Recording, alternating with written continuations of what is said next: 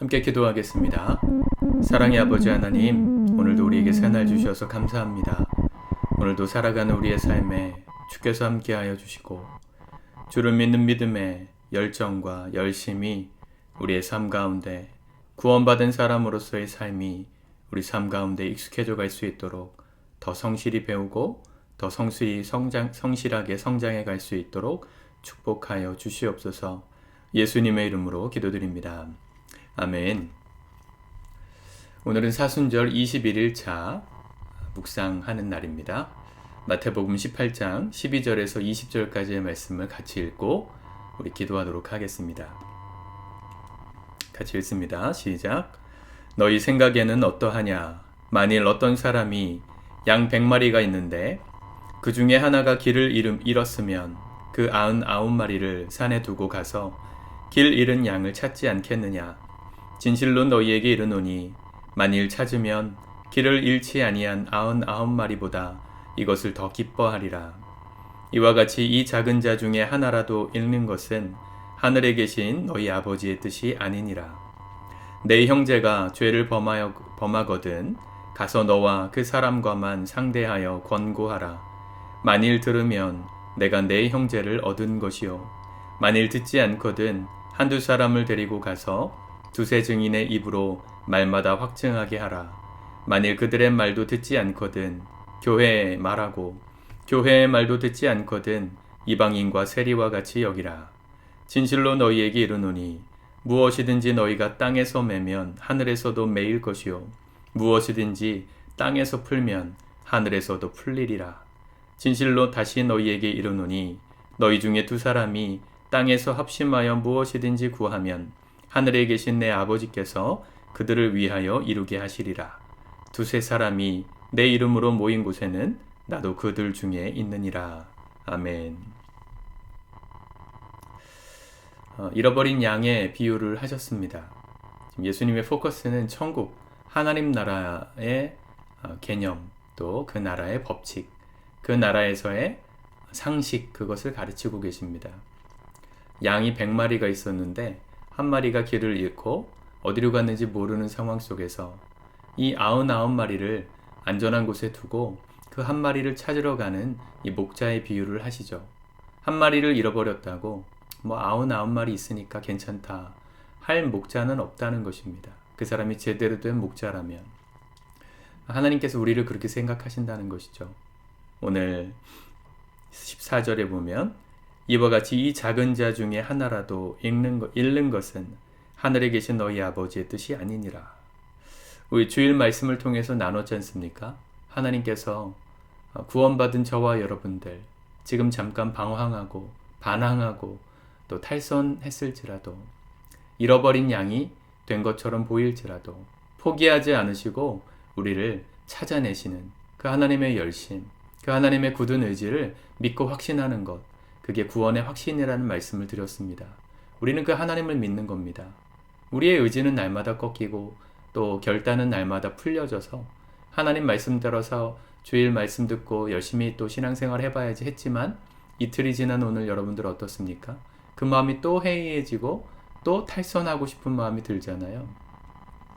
안전한 우리 속에 있는 우리에 있을 때 그것이 감사하다고 느끼는 사람은 성숙한 사람입니다.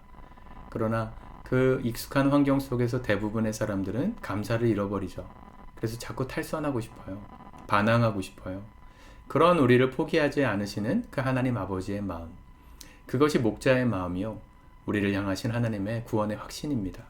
구원의 확신이 있다는 건 그 하나님을 믿는다는 말이죠. 그 하나님을 신뢰한다는 말입니다. 그리고 그렇게 그 나를 기다리시는, 여전히 부족하고 연약하지만 여전히 나를 사랑하시고 포기하지 않으시는 그 하나님의 사랑을 확신할 때, 그때 비로소 우리가 주님께로 돌아갈 수 있는 거예요. 그리고 우리가 돌아가면 하늘의 천사들과 함께 그 기쁨을 나눌 것이다. 이것보다 99마리보다 이것을 더 기뻐하리라. 13절에 하나님께서 기뻐하시는 역사가 우리가 주님께 돌아갈 때 일어난다는 것이죠. 그렇게 돌아가는 자녀가 철든 자녀요. 이렇게 주님께로 돌아가고 그분을 신뢰함으로 돌아가는 자가 바로 돌아온 탕자입니다. 첫째 아들은 돌아온 탕자를 보면서 시샘하죠. 여러분들 마음에 그런 마음이 없기를 바랍니다. 진정 아버지의 마음을 안다면 그동안 잃어버렸던 그 자식을 애타게 기다리던 아버지의 마음을 아는 철든 자녀들은 함께 기뻐할 겁니다. 여러분, 우리가 구원받았다는 건 실제이고 하나님이 우리를 포기하지 않으신다는 것도 사실입니다. 그 은혜를 붙들고 오늘도 예수님께로 가까이 나아가십시오. 그런데 이어지는 말씀을 보면 내 형제가 죄를 범하거든 15절에 가서 너와 그 사람과만 상대하고 권고하라. 여기 보면 죄를 지은 한 형제를 돌이키는 방법을 주님 구체적으로 말씀하셨습니다. 앞에서 설명했던 길을 잃은 반항하고 탈선한 한 사람의 영혼을 어떻게 주님께로 돌릴 것인가에 대한 구체적인 적용입니다. 잃어버린 양을 찾으러 가는 양의 이 목자의 비유를 들으면 굉장히 은혜가 되고 뭔가 좀 낭만적으로 느껴지잖아요.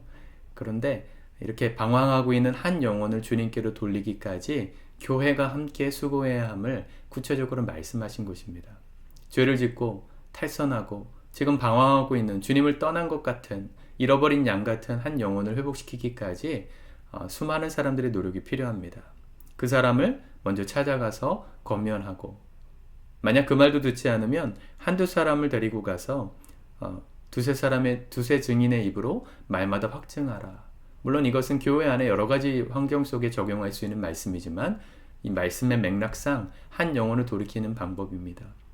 혼자 이렇게 선명하고 권면해서 되지 않으면 두세 사람과 함께 가서 그 영혼이 돌아오기를 더 한번 설득하고 권고하라는 것이죠. 그래도 듣지 않거든 교회에 말하라. 목장에 말씀하시고 교역자와 함께 목회자와 함께 한 영혼이 돌아오기까지 협조하시고 기도하셔야 합니다. 그 말도 듣지 않거든 이방인과 세리와 같이 여기라. 참 무서운 말씀이죠. 포기한다는 얘기입니까 이건? 그런 얘기가 아닙니다. 여러분, 하나님은 끝까지 우리에게 시간을 주시고 돌아오기까지를 기다리세요. 우리가 다음 주일 돌아오는 주일날 나누겠지만 예수 믿으면 구원받고 믿지 않으면 지옥 간다. 원리적으로는 맞는 말 같지만 예수님은 그렇게 말씀하신 적이 거의 없으십니다. 반대급부를 우리는 늘 생각하는 거죠. 요한복음 3장에서 하나님의 아들이 이 땅에 오신 이유는 뭐예요? 그를 믿는 자마다 멸망치 않고 영생을 얻게 하기 위해서 오셨다 그랬어요. 심판하기 위해서가 아니라 구원받아야 될 잃어버린 영혼들을 구원하여서 영생을 얻도록 하려고 오셨다 했습니다. 예수 믿으면 구원받는다. 이 말은 맞지만 예수 믿지 않으면 지옥 간다. 이렇게 협박하는 말은 성경에 없습니다.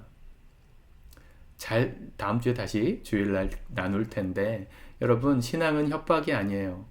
지금 말하고 있는 이방인과 세리와 같이 여기라. 이것은 기회를 잃어버린 자들, 어쩔 수 없이 우리에게 주어진 시간 동안 주님께 돌아가지 않은 자들은 이방인과 세리와 같은 취급을 받게 될 것이라는 것이죠. 무서운 얘기지만 안타까운 얘기이기도 합니다. 그래서 우리가 이 땅에서 살아가는 매일의 삶이 중요합니다. 우리는 훗날 구원을 얻게 될 것이지만 오늘 구원을 이루며 살아가는 현재성도 있습니다. 그래서 예수님 계속 하시는 말씀이 뭐냐면 18절에 너희가 땅에서 매면 하늘에서도 매일 것이요. 이 땅이라는 건 지금이죠. 지금 오늘 우리가 살아가는 삶에 하나님 나라가 임하면 훗날 하나님 나라에서 받을 그 하나님 나라도 열리는 거예요. 이 땅에서 매면 매이는 것이고 땅에서 풀면 하늘에서도 풀리리라.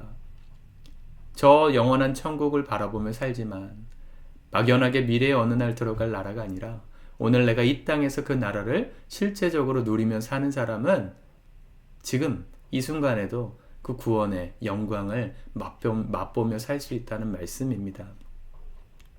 그리고 19절과 20절에 두 사람이 땅에서 합심하여 구하면 하늘에 계신 내 아버지께서 그들을 위하여 이루게 하시리라.